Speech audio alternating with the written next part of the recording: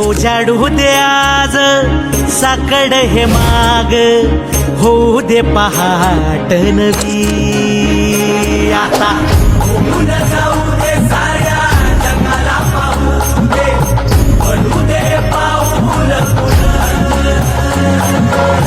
जरी काट पाया खाली चाकळ्याला येऊ दे, पडू दे पाऊल